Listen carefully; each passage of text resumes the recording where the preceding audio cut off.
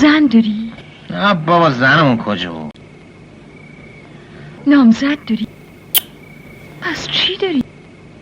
گولکمون نکن، نذار یاد اون چیزایی که نداریم بیافتیم. مصبتو شک، هر چی خورده بودیم پرید. بهرام برق‌پره قسمت 6. گلشید بهرام برد به هلدینگ تنومند. همه چی شبیه امپراتوری مخفی بود. میگه اینجی باسماس، یعنی کلش باسماس. گلشید به بهرام توضیح میده که نقشه چیه، حذف ماینرهای رقیب از طریق شهرت بهرام، اما به شکلی که بهرام فکر کنه قهرمان داستانه. قشنگ رفت رو مخ بهرام ساده و مخشو زد. بهرام هم که کلن از دست رفته بود جو زده دست میزد. اما تو مغز گلشید چیز دیگه ای بود.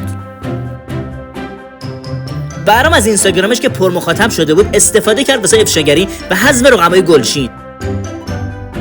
دونه دونه شون افشا میکرد. پشتش هم کتابخونه گذاشته بود انگار مثلا خیلی بارشه. نکشیمون جذاب. لایو هم میرفتیم وسط ها واسه دل خودش. میشینه روی لبام تشنه نوازشم.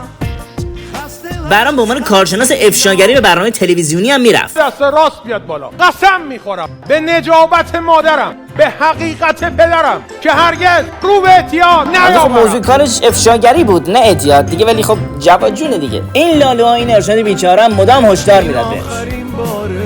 من ازت میخوام عاقل شی دیوونه. بهرام باند بزرگی از صاحبان ماینینگ غیر مجاز رو لو داده بود و باعث دستگیریشون شده بود. اخبارش هم همه جا داشت پخش میشد که البته کیفش و برقش رو داشت گلشید میبرد. تو از کدوم قصه ای؟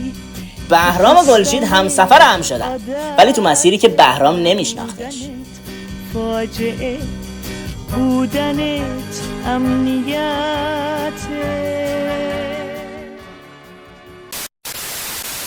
بفرمایید که چرا فوتبال براتون جذاب شده؟ فوتبال چرا نداره که؟ فوتبال چرا داره؟ فوتبال دیگه.